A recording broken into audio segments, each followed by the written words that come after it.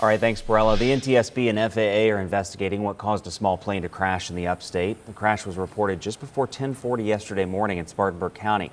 Firefighters said they were called about a plane that went down in a field along Highway 101 near Sharon Church Road. 2 people were on the plane and both were injured in the crash. One of those passengers was airlifted to a hospital. This morning, there's no update on their condition.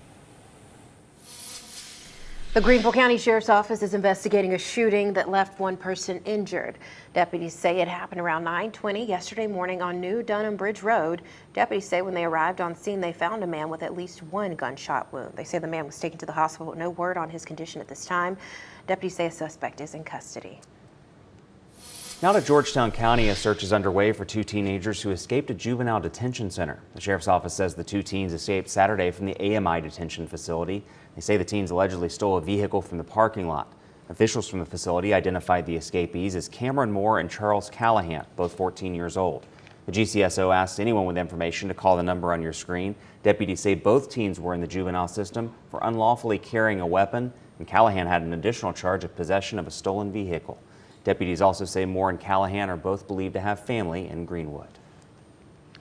Governor McMaster has signed a new law that makes sexual extortion a crime. This law is called Gavin's Law, named after 17-year-old Gavin Guffey of Rock Hill. He took his own life last year after becoming the victim of online sexual extortion. The new law makes the crime known as sextortion a felony offense. It's the blackmailing of someone using sexually explicit images or videos. Gavin's father, Representative Brandon Guffey, pushed for this law. Everyone has rallied together to get this passed. And what we have done is we have sent the message, and this isn't a partisan issue. It doesn't matter if you're a Republican, Democrat. This is a situation of we've got children and we need to protect it. And protect them. Everyone came together and did that. The bill actually took effect in May. Friday's signing was ceremonial. An upstate food pantry is in desperate need of donations as we get closer to the end of summer. Anderson Interfaith Ministries Food Pantry serves 45 families every morning with its drive-through pantry. That's about 12,000 people a year.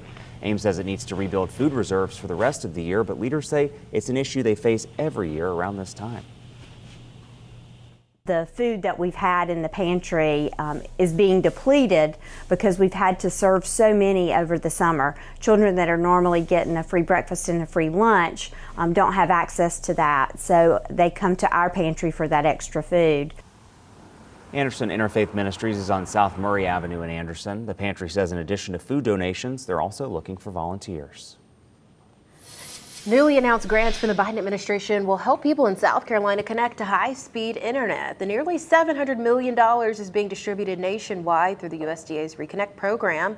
According to the USDA, both Orangeburg and Bamberg counties will receive $12 million to help bring high-speed internet to thousands of people through fiber connections or wireless networks.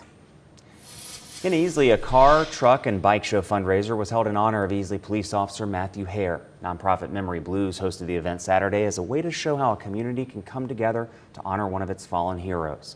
As you might remember, 22-year-old Matthew Hare lost his life in the line of duty back on August 2nd. He was attempting to rescue a woman experiencing a mental health crisis from a set of train tracks when he was hit by a train.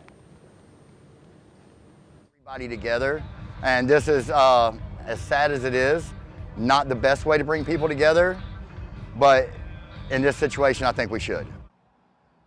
Several hundred people were in attendance to pay their respects. Organizers say roughly $10,000 was raised, and all of the proceeds will go directly to the Hare family.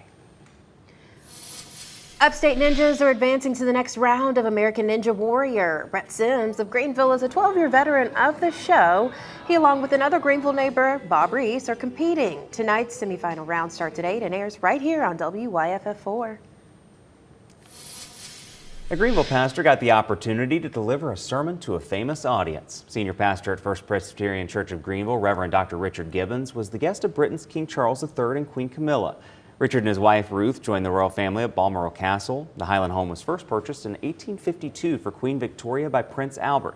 Richard was the guest preacher at Crathy Parish Church, and he commented, King Charles and HM Queen Camilla could not have been more welcoming or hospitable. It was the privilege of a lifetime to conduct worship at Crathy. I was deeply honored to be invited and thrilled that members of the royal family were in attendance. Richard was also the guest chaplain to the U.S. Senate in July. All right, time now for a final check on the roads. Here's Hannah. Good morning. As you hit the roadways this morning, not looking half bad. You're taking a live look this morning right there at the Golden Strip on 385. No major slowdowns as you leave Fountain Inn, Simpsonville, Malden, all of those areas flowing nicely. Hey, I-85 looking good as well.